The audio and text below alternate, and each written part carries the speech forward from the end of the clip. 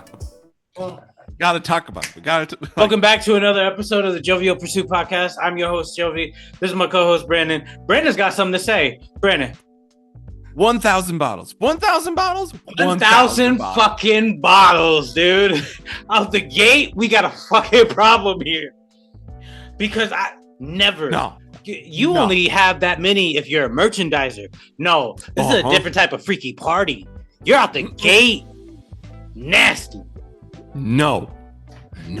You open up the pantry and there's nothing but big Johnson & Johnson. So everybody ready?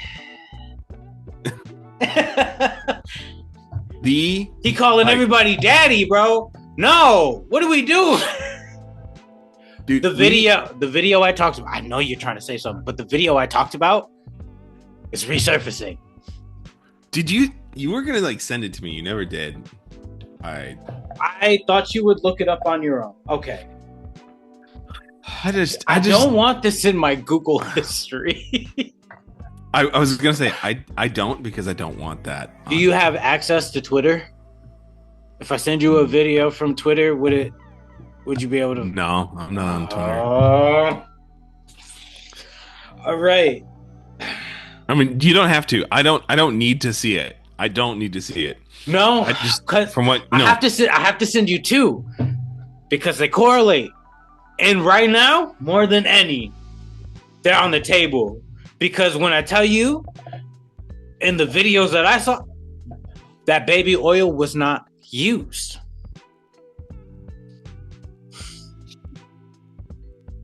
Mm-mm. And whatever I heard, there was not this supplication of Johnson & Johnson. But there might have been a Johnson & Johnson in there. Who knows? The ladder goes far. But when I tell you...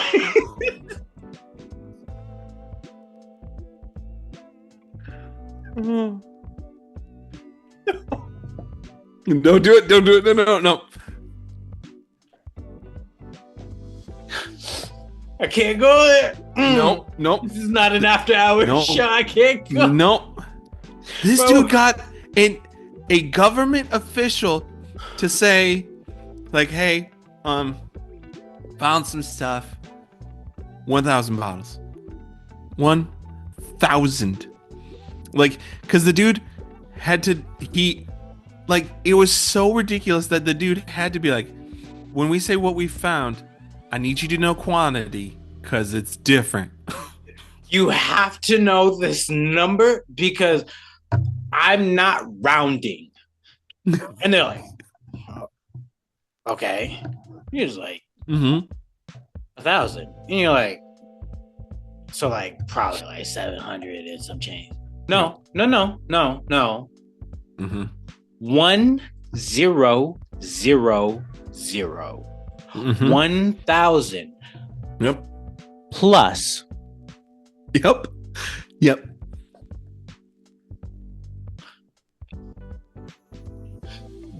Okay.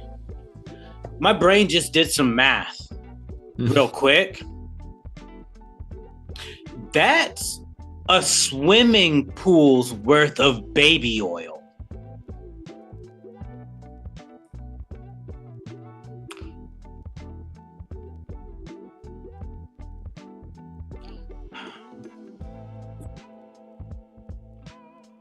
And when I tell you, this man did not go for the Guinness World Record slip and slide. He might have slipped and slide in some. Okay, wait a minute. Don't. I thought of the slip and slide. I was gonna be like, yeah, like maybe you just had like this slip and slide in the backyard, and I was like, oh no, don't say that, because that's like. Oh yeah, no, he slipped and slide. Dude, but that, oh man. Okay, no, because we gotta go. Meanwhile, remember, like when Katt Williams, like that video. We like have to circumnavigate back to the that video. him just being like, I have my receipts and I got all this. The Bro amount of said- times this year, with a whole like, whiskey glass in his hand. yeah, like, like, And Hollywood's going down. yep. And everyone was like, wait a sec, wait, hold on, what? Katt, my man, Katt, we need to talk some more. Like, Katt knows some stuff. like, Katt called 2024. He said this is the year, and he ain't lied since. no. Because you know what? I'm like, so what did you know about the whole Kendrick Drake situation? A minor. What you know about all that? Because I'm curious. What I gotta pick Katt's brain now. The dude, I mean, he's like going down, like that video alone is gonna go down as like one of the most foretelling, because he just, it didn't sound like it was going to all happen in the moment, and then all of a sudden you're just going, wait, Katt, no, he called it all. Where did you go? Oh no.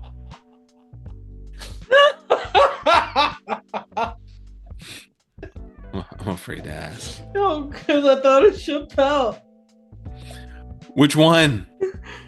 Oh, the Chappelle Show. No, So I know, but like, it's no longer what's this? I literally just said Notre oh yeah, no, yeah, yeah, definitely Nicodamus. man. I couldn't help but think of Nicodamus.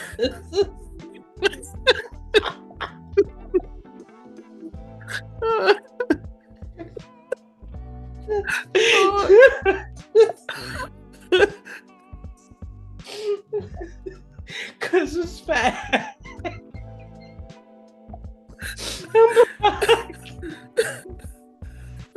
So, It's just not. Bro, I had stoked. all right, let's get. We just got. All right, we'll get to this stuff. All anyone needs to know. This man is a demon. First of all, he is a demon. He is not regular human at all. I know a lot of people are like, this is what people thought Suge Knight was. No, Suge Knight's still Suge Knight. Fuck all that. No, Suge Knight's still him. He's just Diddy's above that. No, you guys aren't thinking deep enough in the. Nope. You can't say Diddy in certain words together. No. This man, he needs to be put in jail. I think first things first, we need to address, we're not laughing at the allegations per se. This man, for a long time, we've known, and the fact that we've finally come to this point, it's purely laughable. It should not have taken us this long. No, but the other part, in my mind, now we live in the world of technology and the internet. So, like when the feds come calling because you're a dirty, like, they have everything they need against you. Oh yeah, they got timestamp. You got everything. Don't want to go down this route, and I'm only going to mention it slightly. Because, okay, reverse what I said about Suge Knight. This is what people in the early 2000s thought Michael Jackson was. So the FBI watched Michael Jackson for well over 12 years and never got a dime off him. Oh, they got everything off Diddy. Everything off this man. It's game over. Yep. There's a massive difference in between the two, but I just wanted to highlight that point. When the feds come, they typically come with everything, and it's very rare that they don't get their mans. Did he be getting his man? Well, anywho, everyone's gonna roll on him though too. Like, oh yeah. The amount of high list names that have already like been pinpointed out. We talked about this in the Diddler episode. This one's the Diddler Strikes Back. oh man, that's too good.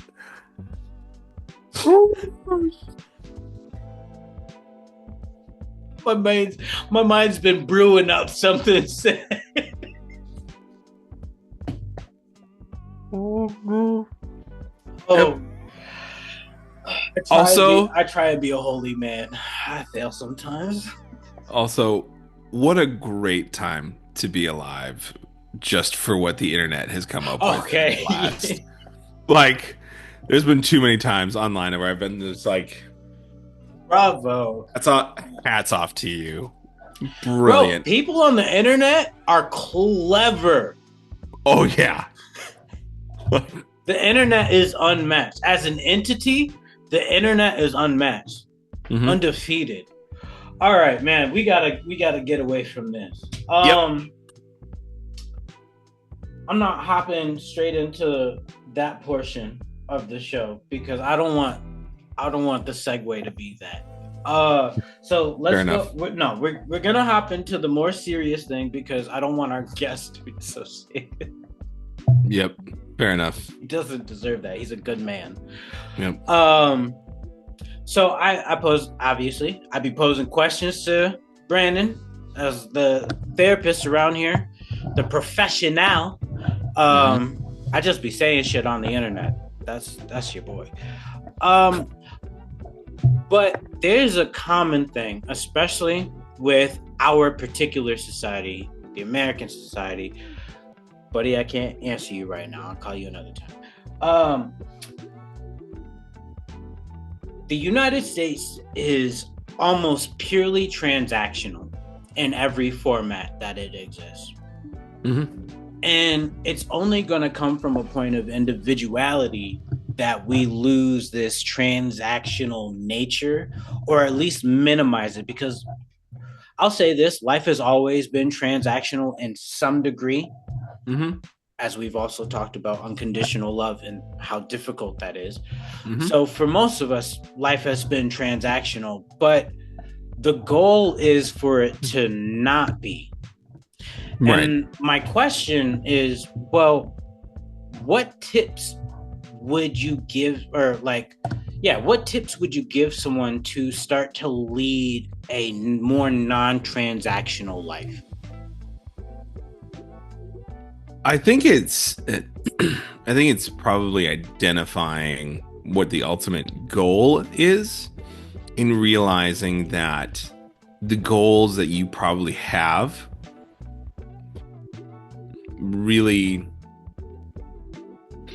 they're really best achieved and most easily achieved in a relationship or in a set of relationships where it's kind of all working together. So like we know that people financially make their goals when they're sort of working in strides with others. There's been a lot of emphasis. I mean, that's kind of why like people that are in groups with different like retirement accounts and things can put in more if you're sharing it together. What are you doing? Proceed. But I think how you get away from the transactional side is you have to see that your ultimate goal is best achieved when it's not a transaction, but when it's collaborative, no matter what the goal is. If it's weight loss, people do better when they're working out together. If it's financial, if it's emotional, like you can achieve those goals probably best and quicker when it's in collaboration with a sort of team, if you will, or relationships. Is this relationship here transactional? No. Tony, don't. Was that what you were building up to? Like, I already told you that I missed you when I was on vacation and then missed the conversation. Hold on. Don't make your boy blush. Chill out.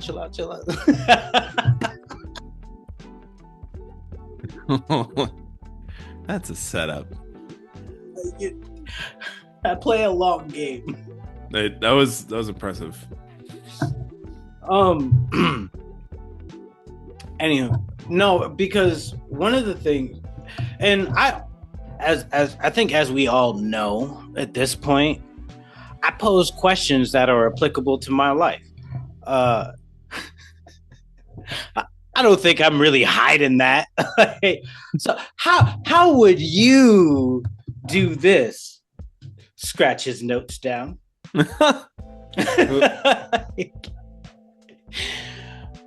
And I mean,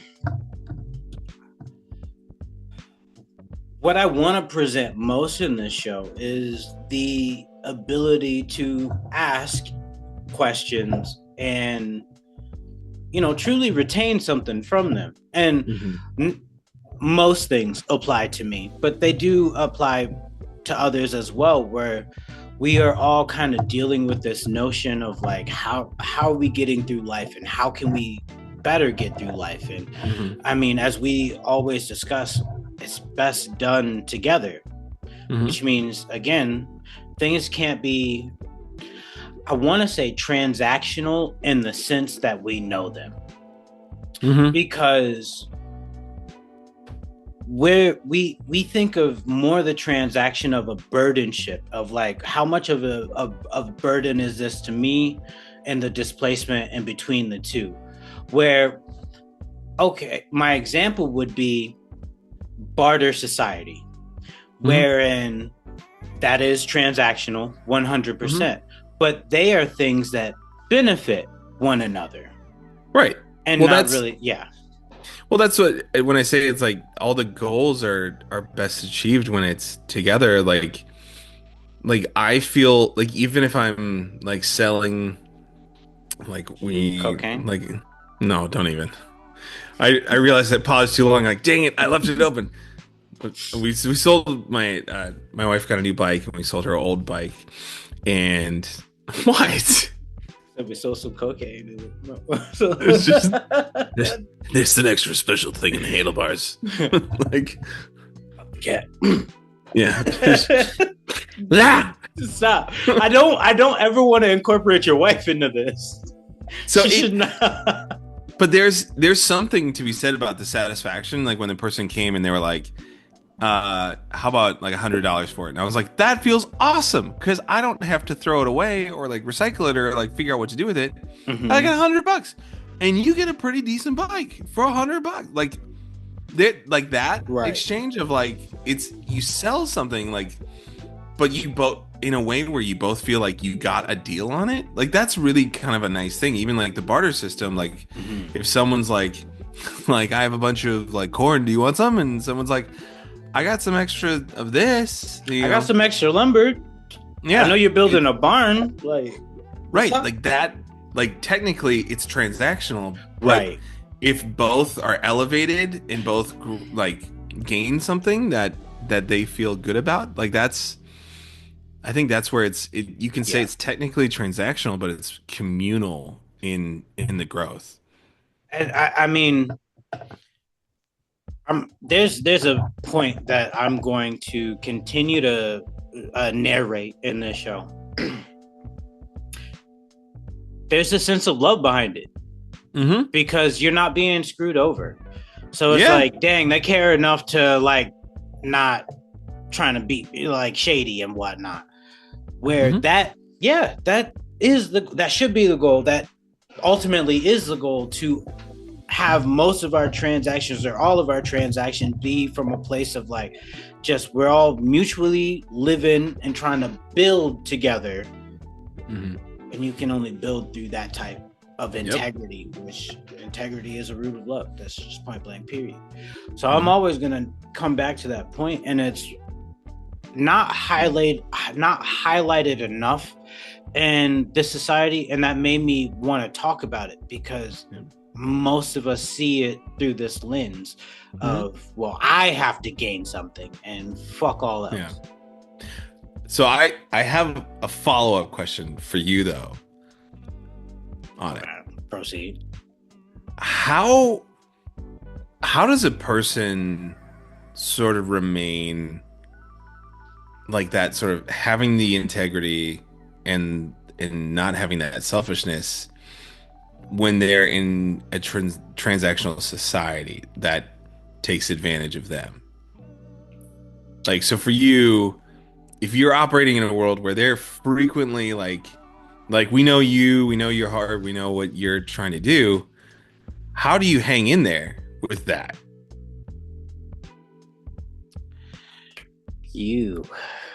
What? It's a legit question. Okay. All right. And I will legit answer it.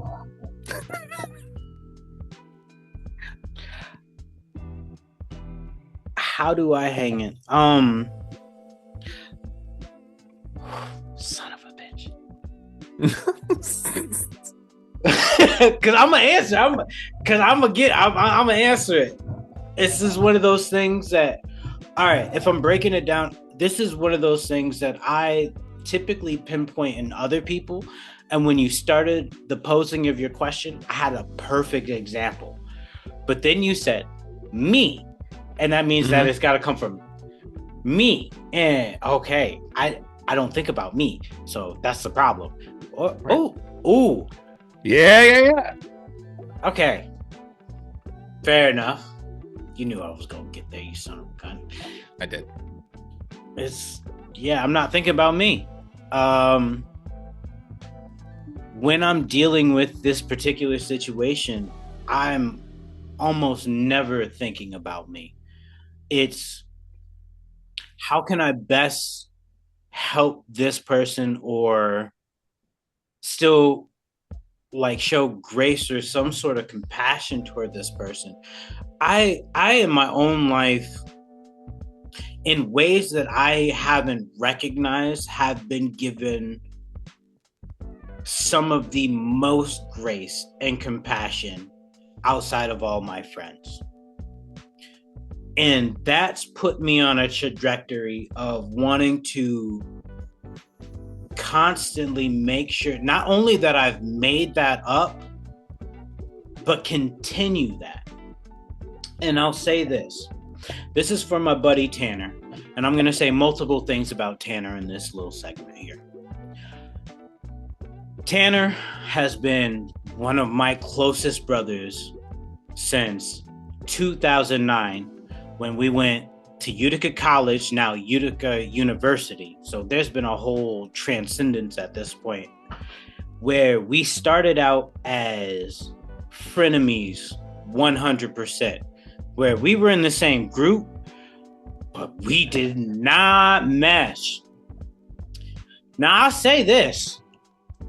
We said some things that we are no longer proud of. Him being a Native man, me being a Black man. We have said some things to one another we would never repeat. That's how much we disliked one another at the time. And it wasn't even like a pure dislike. It's just, there's something about this bitch right here that I don't, something about you. And then we had that bro night. We had a drink down the street. And then we were helping our buddy who was drunker than us get back. And we talking about life and we're like, that's what it is. It's because you're exactly like me. Your whole family situation, your whole, like how you nuanced through high school, being a person of color and all that. I don't like you because you're like me. There's only space for one of me, and you can't be it. I say all that to say this part. I love that man. He was the best man at my wedding. I couldn't ask for a better brother. And he supported me in a time of my life that I will never be able to support him in. We lived together post college, during college, post sort of thing. And I didn't have a job, or until later I had a job. Like, he was covering my half of the rent and all the bills. And that's something that I can never repay, because that's from purity of heart. Yeah. And that's where I live now, is through purity of heart. If I'm going to give you something, like say it's cash, just know I'm not really expecting it back. There have been times I'd be like, and father provide all the time. I don't need that back. Yeah. So if he ever asked me for money or something, whatever I got, bro, that's yours too. Mm-hmm. And I know he's gonna pay it back, but he also knows, man, whenever. Mm-hmm. That is my brother through and through. And it's examples like that where I'm like, people have just been there for me in a way that I purely take it for granted. And I no longer choose to do that. And that's how I live my life now. Mm-hmm. Anything, I will always pay back and some, because not only was it something that I want no debts in between us, but also you showed me love, let me show you love in return. Mm-hmm. And that's the only transaction that I want in my life, is love on love. Mm-hmm. No Diddy. You don't need to say it. I didn't. But he would have said something, because I'm going to clip this and he's going to say something. So I got to put my New York pause in there. Hold on. Chill out. Okay. All right. Fine. But in all seriousness, it's examples like that have led me to where I am, because I don't think it's something that was really paid attention to at the time, where at the time I was like, all right, there's this debt looming over me. If I ask him today, do you really want all this back? I'm almost assured he's going to say no. But am I going to pay him back? Most definitely. Mm-hmm. Most definitely. In whatever fashion that I can, and whatever he needs me in. Oh, that debt will be repaid and some, because it's off the love. Yeah. Yeah. So, yeah, that's the follow-up on there. That's good. How dare you? What? It's good. I had to be serious. We were talking about Diddy. That wasn't serious at all. I had to be serious. I mean, apparently he's on suicide watch now. I just saw a news update. Because of the video you sent me? No. Where he said, "Aw," at the end. That's what he better not be on watch because of that. That's why I was like, internet, well done. Bro. Brilliant. That cartoon, just brilliant.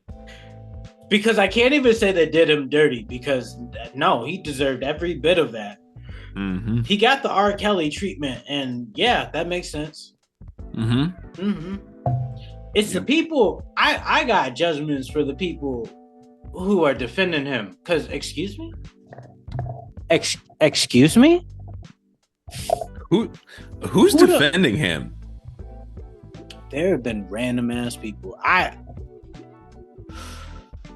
Who was I'd have to go on Twitter right now, because they were frying someone up yesterday. They didn't say over easy. Yep. Over hard. Yeah, no, they burnt crisps. Yep. But yeah, no, there apparently are people defending him where it's like, and some of them, they're just incels. I'm not gonna lie. Some of them just internet incels, and that's the long and short of that. But some famous people have been like, oh, they're just trying to take a black man down. And I'm like, no. This particular black man needs to go down. Yes, 100%. You know, that just reminds me of like someone who was like late to like the sort of like racial movement, and they're like, "Yeah, I'm gonna jump in now," and you're like, "Oh, no, no, No, no, no, I, no, not you should right." stand in. You should get back there and Yeah, listen. Écoute, écoute. yeah, That's French for listen. yeah. Hmm? But it's like someone that like runs into defend someone, and you just kind of want to be like, wrong, not not the same thing. That's how people want to be with Trump right now. Mm-hmm. Yeah, just. Bro, I can't wait for this election period to be done. I'll tell you that, man. Oh, man. Shoot. All right. I feel like I need to save this story for next time. No, I was really looking forward to it. Are you? I am. Right. I read it and was like, I need to know this. I have to find the DVD. I found the guy. Did you? I found the guy, and I can't find any YouTube video of it. I was looking. They have one literally from it's either the semester before or the semester after. We're in the same like cafeteria lounge area that they put on a bunch of shows. So okay, hold on. You just damn. All right, y'all. I had to pee. I know. In all reality, it's gonna be like just clip to clip, but yeah. I had to pee. That's why I'm in a different position when I started this. Anywho, so it was Mohawk Valley Community College, circa 2012. I believe it was fall 2012, because I was hanging out with Ronald at that point. Yeah. So I was trying to be involved in just like going to see some of the, college stuff that be out there and whatnot. Mm-hmm. And there was a hypnotist, and his name is Salesh. Sailesh. Salesh the hypnotist. And he does kind of a comedic bit. I saw him first, surprisingly, like a year and a half prior to that, because I was at Utica and they did an orientation and he did a little comedy bit for orientation. Okay. And then I saw him, later at Mohawk Valley, a school that's like all of 3 miles down the road. And so he was doing his set and I had volunteered to go up. So as you know, I do a little acting. I do a little acting. Also, I don't really fuck with the mystics like that, because spirituality, you don't know who they messing with, and your boy don't play. I want my spirit clean going up. Anywho, so he did his thing, and he was to hypnotize everyone that was on stage. Now, I'll admit this: I'm almost certain there were some actual people hypnotized, like fully legit. They would have been under me. So yeah, you were not, but other people were. Correct. Yeah, but I played the part, and that was important to me. Wait, on the count of 3. Exactly. So, all right, dude goes down. He says, like, the things to start calming people down and everything. And he's making his way down the line. And I'm like third from last. I remember my spot on stage because there were a good 5 or 6 people ahead of me. I'm here, which is just slightly from center. And then there's 2 past me.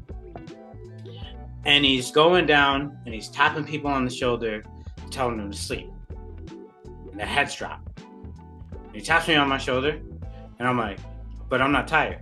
But I'm like, sleep. and I do the heaves. I'm like, because I can drop my face to like pretty much nothing. Mm-hmm.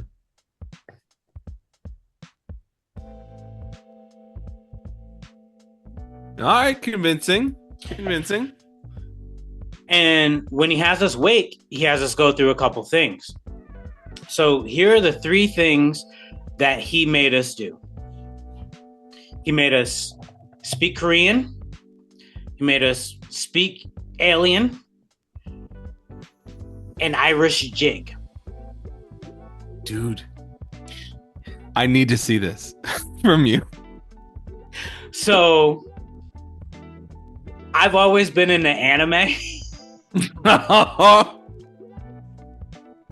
So I just mimicked some tones that I heard in anime.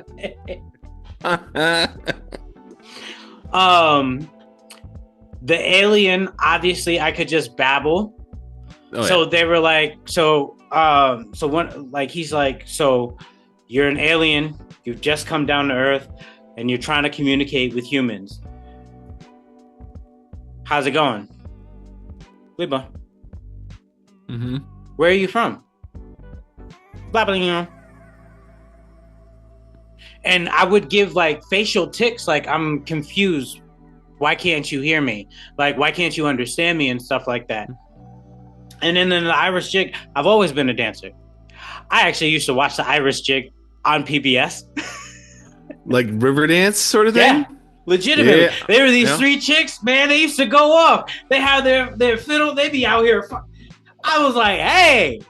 And I always wanted to be a tap dancer, and there are similarities in between the two. So I've been mimicking this my entire time. So all I had to do was drop my hands.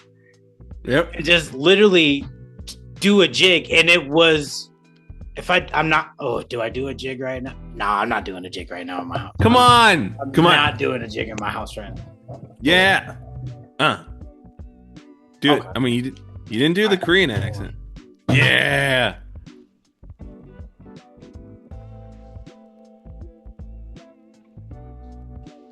Oh, you got the you got the shoes too.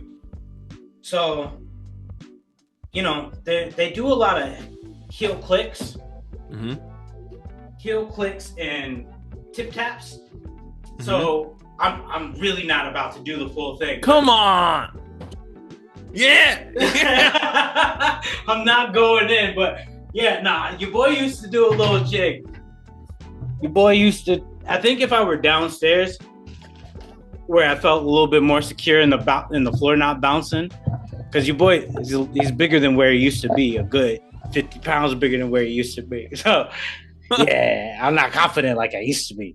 But I used to just I would do the thing. And I also had an ex-girlfriend. She used to do clogging, which is essentially, you know, just European tap. So yeah. I learned it from her a little bit. And that's where I initially started getting that. And then, yeah, PBS. So at the end, he had me do a bow, and then he snapped his finger, and I came too. But I always wondered if people people faked that, because it's. I think people can genuinely fall under. I know some people fake. I definitely did. I shouldn't remember everything. Obviously, they're like, yeah, that kind of wipes the brain. But like you have to have a suggestive personality. Like people can easily influence you. Yeah, that's not you. That's not my MO. Hey, nope. First of all, nope. Your boy stay in control. Here's how in control I am. I lucid dream. That means I be in my dreams on purpose. I be doing whatever I want in my dreams. I learned it about the first way I learned it was a bouncing red ball. I read it in a book, and that's how the person started initially. But for me, I did better with a tune. So if I heard a particular tune, I would be able to easily fall in and be like, oh yeah, no. You boys we hanging out. Hanging out. Yep. So other than that, if I don't hear that tune, then yeah, I'm typically not and it's gotta, sometimes it only happens like, it's, well, I can't say only happens. There's that consciousness, not just before you wake up, but like there's that step even before that where you're like, nah, I'm gonna wake up soon, but like I'm in here, so like cool. But yeah, dude, I used to have like full dreams where I'd be flying through the skies and all that, just like on purpose. Like I was on the ground and it'd be like, okay, am I here? And then I'd be like, all right, cool, I take off. Cause screw this. Yep. That's how I traveled about. It was, yeah, lucid dream is, it's wild what you can make your own brain do. Even in subconsciousness. It's true. And that's a good story. Because I had the DVD. My mom's got this crawl space that was in between our the two Jack and Jill rooms, or Jack and Jill type rooms upstairs. And I had this big old box that just kept a bunch of my stuff like late high school, early college in. I don't know if she still has that, but it would be in there. Because it was a DVD of the show, and then it was also a DVD about lucid dreaming. So that, you know, I use that as also a point of initiation, because I got really into lucid dreaming in college, psychology classes, and talking about how far you can open your mind at points. Yeah, your boy went off. It is kind of fascinating. So, man, I think that's it. Oh, hold on. We were supposed to have good advice. Shoot. All right. I mean, good advice. Don't go to a Diddy party. I think that goes without saying. I'm just. Oh,